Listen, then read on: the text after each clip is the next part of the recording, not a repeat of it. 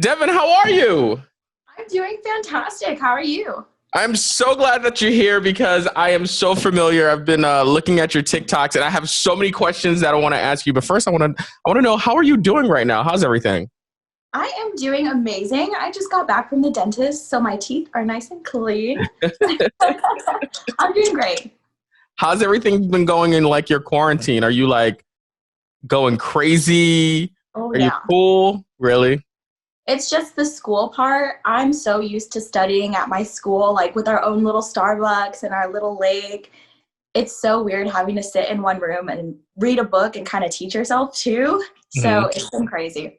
I feel like at that point, is that your attention span is not as long as you thought it was. No. And I feel like you are going to school for something cool. Let everybody know what you're going to school for. So I'm going to school for game development and production. So I want to make video games. I think that's so amazing and so creative at the same time. How did you get started in that? So I just always liked video games. When I was little, my uncle used to let me sneak out of my room at night so I could play Mhm. video games. My mom absolutely hated it. I just became obsessed with like survival horror and zombies and all kinds of stuff. And I realized there's not enough women in that industry. And I was like, hey, that's something I love. It's something I'd like to get a part of. I want my name on one of those games one day. Mhm. So I just decided to go for it. That's amazing. Are the classes hard? A little. They're Mhm. challenging. It's not your study for a test and pass. It's more of a come up with original ideas. At the same time, you have to know how this program works. You have to know how to implement the program and put everything together. Really? It seems like it's hard. It's a little scary sometimes. So let's jump into.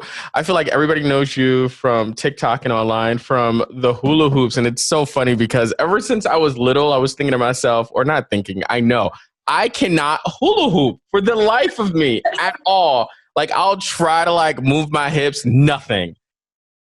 What is going on? Like how do you do it? Like talk to me. How did this come about? I did not start off as a good hula hooper. We used to have these little competitions in school, and my sister would beat me every single time. She would Hmm. always win the little certification. But I saw a cool video of this girl just hula hooping one day. Hmm. And I was like, hey, I kind of want to try that. It looks really pretty. She looks really graceful. So I went and I got a cheap hula hoop and I learned this little kick up trick. And after that, I was hooked. I don't think I learned to waist hoop till like later down the road. Oh, okay. I was a fake hula hooper. You know what's really interesting? I was looking at some of the videos and I was like, this is almost like a workout. Like, Oh, yeah, it is full cardio the whole time. You're moving every single part of your body, you're continuously going, and it's high stamina. do you get a lot of DMs from people just asking how to hula hoop, or could you teach them, or like, what are some of the DMs that you get from people? Oh, so I get tons of questions about hula hoops specifically. If they want to start, where can they find a hula hoop? Should they get one from Walmart? People ask if it's too hard at the age that they're at, but I've taught so many people, little kids, older people, like 80 to 5 years old. What's the benefit of hula hooping? Hula hooping is really great for, I personally use it for mental health. If I wanted to escape my day, dance a little bit, get active, it's really great for just doing something, picking up a hobby, getting active, letting your creativity flow. And there's an awesome community. So that's a huge part of the reason I stayed in it, is Mhm. because I meet so many hula hoopers every time I travel. And I try to like emphasize that anytime somebody's interested in getting into it, because somebody might not like the way I hula hoop, but there's thousands of hoopers that do the same thing, just a little bit different. You know what's interesting? You said that there is a community. First of all, who would have thought there is a community when it comes to like hula hooping? I had no idea when I first started. I found a Facebook group Hmm. and I started posting in there, and lots of people were really supportive. And one time I actually just went to New York to visit for the first time, and somebody called my name from the subway, and she was holding a hula hoop. And I was like, whoa, this is insane that there's literally hula hoopers at every corner and you have no clue. Wow, how'd you get, I guess, involved with TikTok? Like, what made you think that these two go hand in hand? I actually didn't. I had a TikTok since December of last year just to watch funny videos, but Hmm. I was terrified to post. I didn't think anybody would really like it on there. I just saw it more of like a Vine sort of thing. Hmm. So I finally decided, my friend said, hey, I really think you should just post it. Just post it. So I did the Savage Challenge. And the first night I posted it, I woke up with 500,000 notifications of just people commenting, sharing it. And ever since then, I was like, wow, this is crazy. The response I got, all these people wanting to hula hoop. And I kind of realized that video that I saw that got me started, I was that video for other people. And so I just wanted to try all these different trends and kind of mix it in. That's amazing. Were you like blown away when you saw that your phone, you woke up and it was like 500,000 notifications?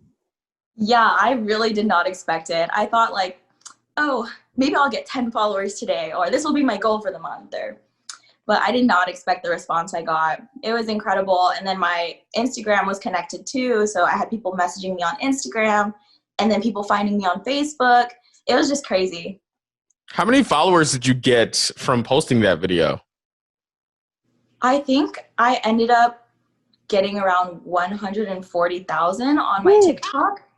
Hmm. Yeah, so it was a good start to my little TikTok journey. Do you feel like that there is a sense of anxiety that you have to keep it up since you have all of these followers now? You know, that's something I've kind of been struggling with at the moment because I'm so like head deep in my schoolwork and the fact that I'm not getting out much. And when I do, it's hula hooping.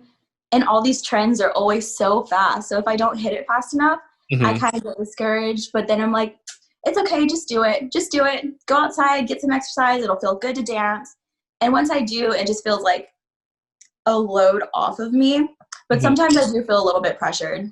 I will say that it's so comforting to hear that someone who does have like a ton of followers on social media to hear that they do get that anxiety because I'm like, God, like, what do you even put up here? Because, you'll think about doing a trend and then you'll overthink it. And then it's like, all right, it's past. Now you got to think of something else to do. You know what I'm saying? So how do you like even keep up with that? My thing is I see a video that I like and I see the people that are dancing in it. If Mhm. they inspire me to go outside and be like, man, they have this groove. How did they get into it? I'll pick up my hula hoop and just kind of practice a few moves with it. And I'll trade out the moves that I can't do. So if I'm like, did I hit that right? And it looks terrible, I'll switch it with a hula hoop move. Nice. Have you seen people like recreating stuff that you've done with hula hoops and things like that? Yeah, actually, I found so many new hula hoopers. A Hmm. lot of people duetted my Savage Challenge video.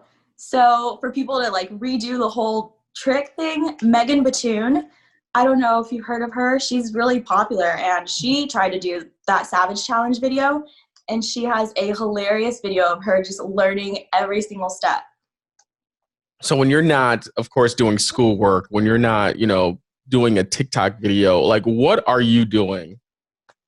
So I actually started a startup company after all of this. Okay. And it's a circus arts company. Me and my friend run it, and we want to bring like pop culture to circus, basically. Because you can find lots of crazy videos of people doing amazing things, but the reason my videos took off were because I kind of like mixed what's popular Hmm. with something that's already well known. Right. So we wanted to kind of add that to like every single person's like routines and throw a huge show. So we're planning a really awesome show.